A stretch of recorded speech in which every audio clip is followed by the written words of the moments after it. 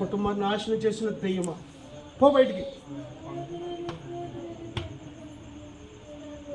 Out out out out.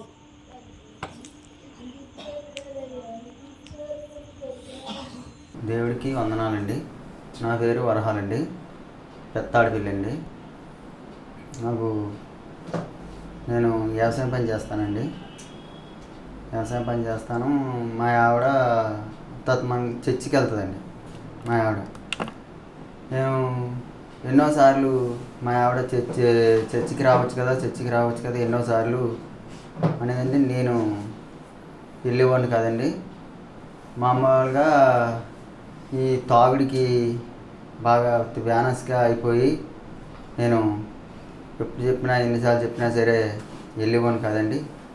అలాగా కొన్నాళ్ళకి ఈ తాగడం చేయడం, ఇంటికాడ పిల్లలనేది కూడా పట్టించుకున్నాను కాదు.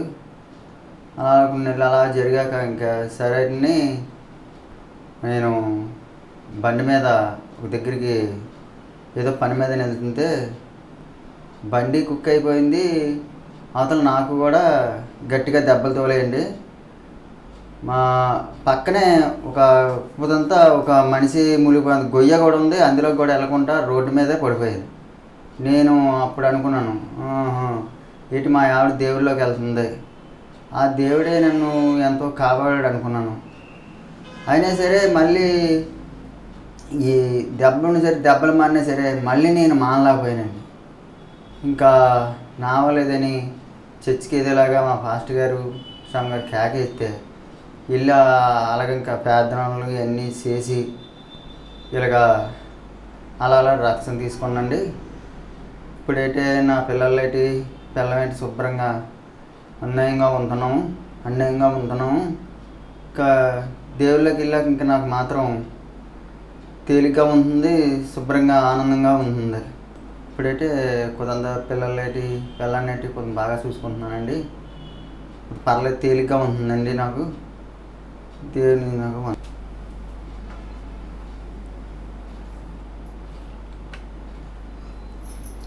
దేవుని నామాలకు వందనాలు. దైవసేన కుటుంబానికి నా వందనాలు. మరి మాది పెత్తాడపల్లి. నా పేరు రాళ్ళపూడి వెంకటలక్ష్మి. మా ఆయన గారి పేరు వరహాలు. నాకు వివాహం అయ్యి 19 సంవత్సరాలండి. అప్పటి నుంచి ఇప్పుడు దాకా కూడా దేవునిలో తెలిసేది కాదు, దేవునిలోకి మాకు అప్పుడు తెలిసేది కాదు. మేము మా ఊరి నుంచి ఇక్కడ పెత్తాడపల్లి వచ్చినప్పటికి మాకు ఇంకా దేవునిలో ఎదగలేదండి. అప్పుడు నేను కొన్ని పెద్ద పిల్లకి యాక్సిడెంట్ అయిందండి. యాక్సిడెంట్ ద్వారాగా నేను దేవునిలోకి వెళ్ళడం జరిగింది. నా పెద్ద పిల్లకి కాలు ఇరిగిపోయింది. ఇక్కడ యాక్సిడెంట్ అయ్యిందండి పెత్తాడపల్లిలోనే. ఆ కాలు ఇరిగిపోయిన కాడి నుంచి దేవుడి గురించి అసలు మాకు తెలియదు. మా అమ్మ మా నాన్నగారు వెళ్ళేవారు కానీ మాకు తెలియదండి. అప్పటి నుంచి దైవసేవకులు వచ్చి నా బిడ్డ విషయంలో ప్రార్థన చేశారు. నా బిడ్డ కాలు విరిగిపోయిన సమయంలో దేవుడే వచ్చి మాతో మాట్లాడే బిడ్డని కాలు విరిగిపోయిన కాలుని అతికించి ఆ బిడ్డని రక్షించాడు. అప్పటి నుంచి నేను దేవుడి గురించి తెలుసుకున్నానండి. దేవునిలో ఎలాగెదగాలి, దేవునిలోకి ఎలాగెళ్ళాలి అని అపవాదం నా పట్ల ఎంతగానో శోధించాడు. నాకైతే తెలియదు. మరి దేవుడు నా బిడ్డ ద్వారాగా, నా పెద్ద బిడ్డ ద్వారాగా దేవునిలో నేను ఎదగడం జరిగిందండి. అప్పటి నుంచి ఇప్పటి వరకు కూడా 5వ సంవత్సరం పాప అప్పుడు నా పిల్లకి కాలు ఇరిగిపోయిందండి, పెద్ద పిల్లకి. అప్పటి నుంచి ఇప్పుడు దాకా కూడా నేను దేవునిలోనే కొనసాగుతున్నాను. ఎన్నో ఇబ్బందులు, ఎన్నో ఇరుకులు అయినప్పటికీ నేను ఎదుగుతూనే ఉన్నానండి. నాకు 2 ఆడపిల్లలండి. మా ఆయన అయితే చిన్నప్పటి నుంచి యవ్వన వయసు నుంచి త్రాగుడికి లోబడేయండి. అయినా సరేలేని దగ్గర సంబంధమే చేసుకుంటే తర్వాత పెళ్ళైన వాళ్ళు మారిన వాళ్ళు లేరటని చేసుకున్నాము. ఆ బిడ్డ మారాడు.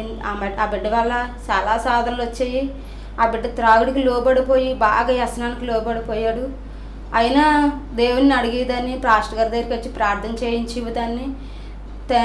ప్రార్థన చేసినప్పుడు సరేనమ్మ నీ భర్త మారుతాడమ్మా ఏదో ఒకటి అయ్యాని అనేవారు. ప్రార్థన చేసేవారు దైవ సేవలు కూడా. అలాగే ప్రార్థనకు అప్పుడప్పుడు జనవరి 1 కానీ క్రిస్మస్ కానీ వస్తూ ఉండేవాడు. త్రాగేసే వస్తూ ఉండేవాడు. వచ్చినా సరే అలాగ తిరుగుతూ ఉండేవాడు. అలాగే ఒక రోజు మట్టుకి ఫుల్గా డ్రింక్ తాగేసి ఎలమిల్లి వెళ్తుండగా పెద్ద యాక్సిడెంట్ అయ్యిందండి. తనకి తంబాన్ని కొట్టేశాడు. స్ట్రైట్గా వెళ్ళి తంబాన్ని కొట్టేస్తే తల ఇక్కడికి ఇలాగా పగిలిపోయిందండి, కోసేసింది తంబం. అక్కడ చిన్న బోధి కూడా ఉంది. ఆ బోధిలో పడకుండా దేవుడు తన రెక్కల సాటును కాపాడే పక్కన పడేలాగా బోధిలోకి వెళ్ళకుండా పక్కనే పడ్డాడండి. పడినప్పుడు అప్పుడు కూడా అన్నాను, దేవుళ్ళలోకి రా అన్నాను. వచ్చేవాడు కాదు. ఆయన నిజమైన దేవుడే బతికించాడు అనేవాడు. బాగున్నప్పుడు దెబ్బలు అయినాయి, యాక్సిడెంట్ అయినప్పుడు ఆపరేషన్ చేయించామండి. బ్రెయిన్ ఆపరేషన్ కూడా చేయించామండి. తనకి తల కూడా గాయమైపోయింది.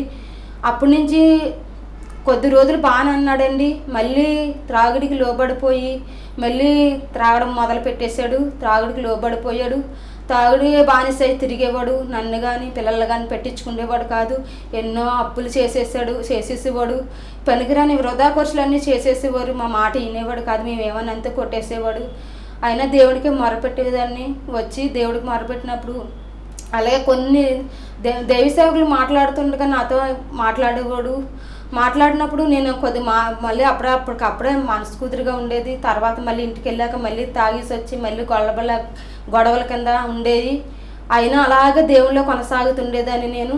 నా భర్త మళ్ళీ త్రాగుడికి లోబడిపోయి నన్ను కొట్టేసి నన్ను చాలా బాధ పెట్టినప్పుడు నేనైతే నేను వెళ్ళలేదండి. మా అమ్మ వాళ్ళ ఇంటికి వచ్చేసాను.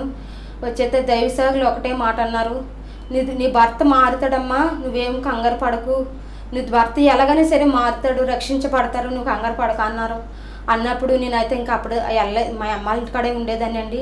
అప్పుడే ప్రార్థనకు వచ్చాను. తర్వాత మా ఆయన్ని ప్రార్థనకి కొద్ది మందిని వెళ్ళి తీసుకురమ్మని ప్రార్థన చేశారండి. తైల అభిషేకంతో ప్రార్థన చేశారు. నా భర్త అప్పుడు ప్రార్థన చేసినప్పుడు కొద్దిగా విడుదల దయచేశాడు అని పాస్టర్ గారు చెప్పారు. అమ్మ కొద్ది రోజులు నువ్వు ఉండు, నీ భర్త మారుతాడు, నీకేం భయం లేదని దైవసేవకులు నాతో మాట్లాడేవారు. దేవుడే వారి హృదయంలో ఉండి మాట్లాడించేవాడు.